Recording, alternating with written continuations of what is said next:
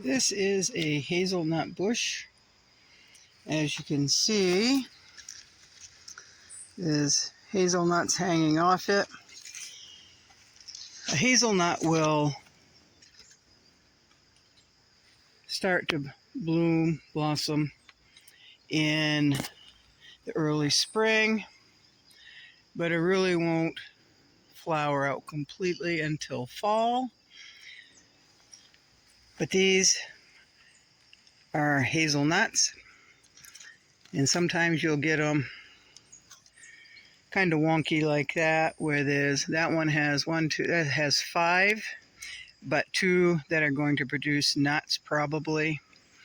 And I'm not sure it's because of all the rain, but most of them have 5 nut pods this year for some reason. All growing up, they only had 2, you know, like that. I'll square off. You do not want to touch these with your bare hand because they have fine little slivers that will stick in your fingers. You can't see them, but you can feel them every time you rub your finger up against something. So I usually put on latex gloves or leather work gloves when I collect these. So this one is split open, and you could see the little nut. And I am going to try with one hand, and I did put a glove on because I have made the mistake of getting those slivers in my hands more than once, and they're awful hard to get out, folks. You can't see them, even with the magnifying glass. You can't see them, so you just gonna have to keep rubbing until you pinpoint where it is, and then take a piece of tweezers or a piece of duct tape and just try to get it out that way. It's like digging out a sliver blind. Well, I just dropped it, but that's where it was, and it's right there. So there's the nut right there.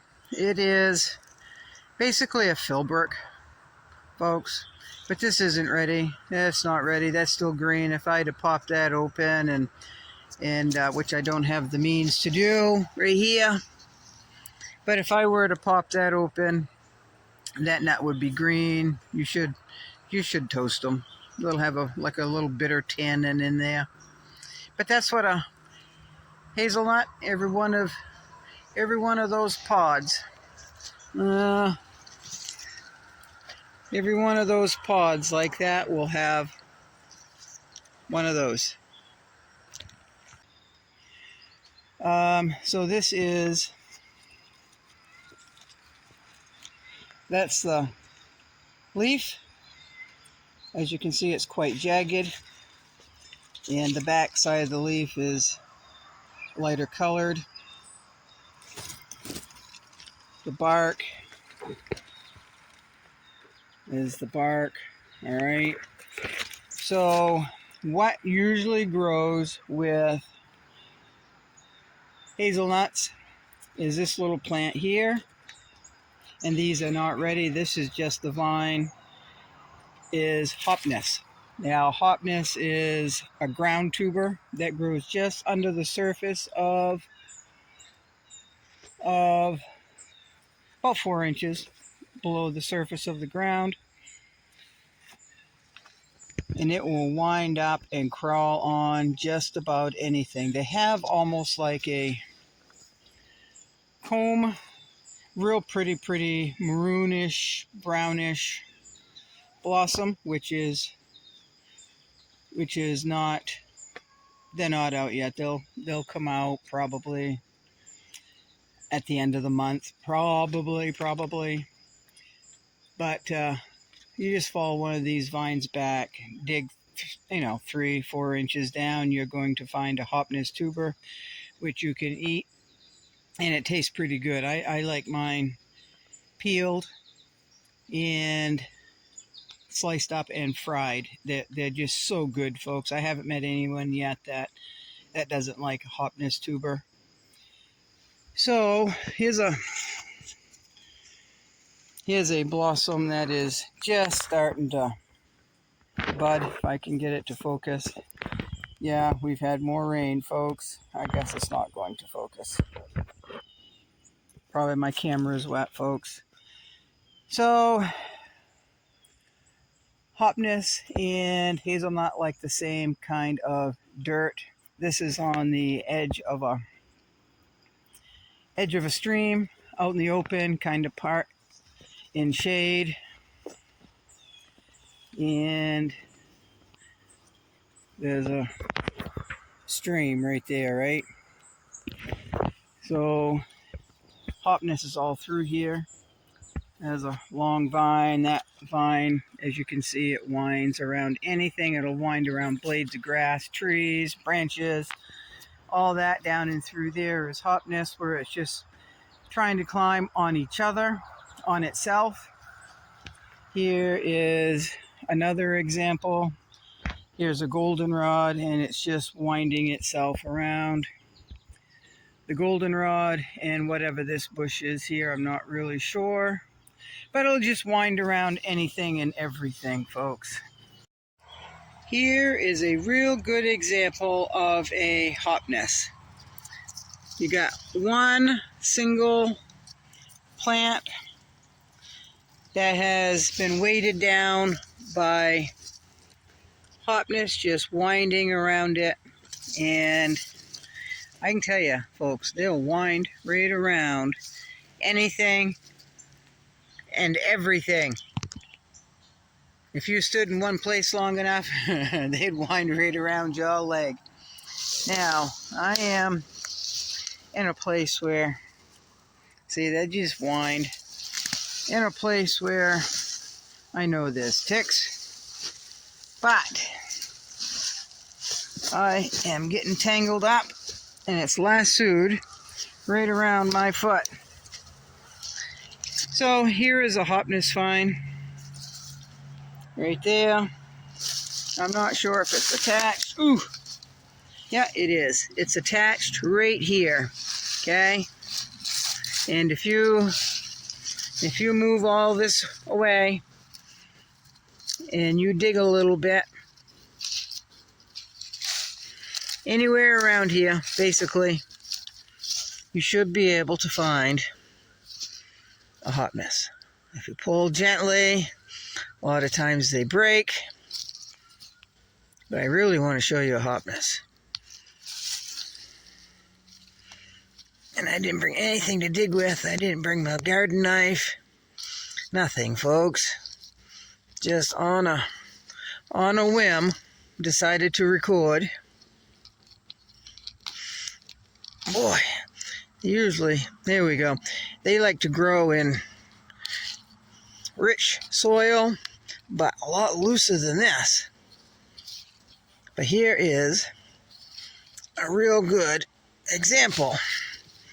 Well, not a real good example. An example, put it that way. See, it's kind of sandy here. And there is your Hopniss. It's basically a potato substitute. You can cook it any way you would a potato. And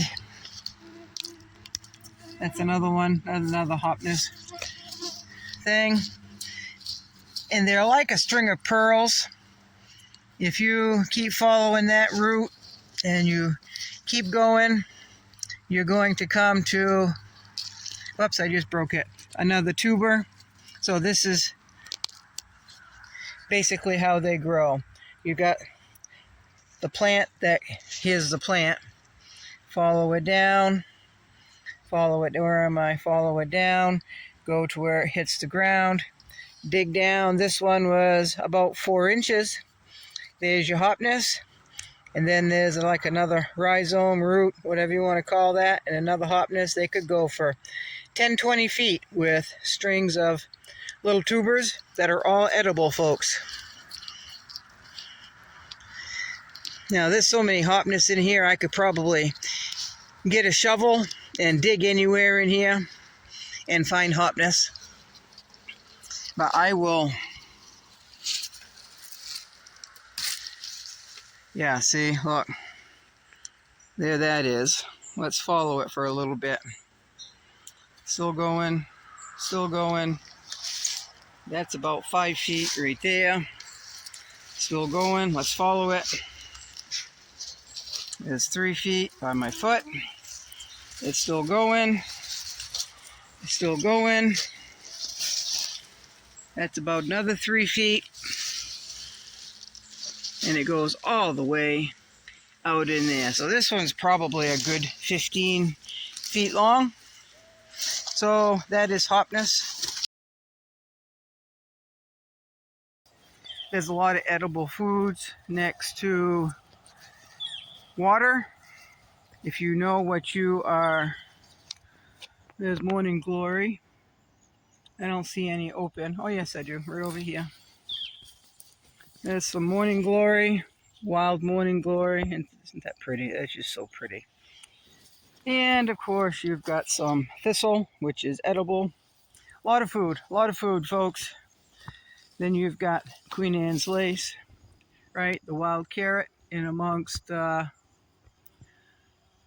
a bee. No, you can stare it off my finger. Thank you. So you've got some wild carrot, Queen Anne's lace, that's edible. The roots are edible. It tastes like a very strong carrot that's been sunburned, right? So, a lot of food. If you know what you are looking for, then you'll be able to find it if you look hard enough. I just truly believe that. Now, some things just don't grow in certain areas, but if you know what is edible and what is not, and you're willing to put the footwork in, then you'll find some food, folks.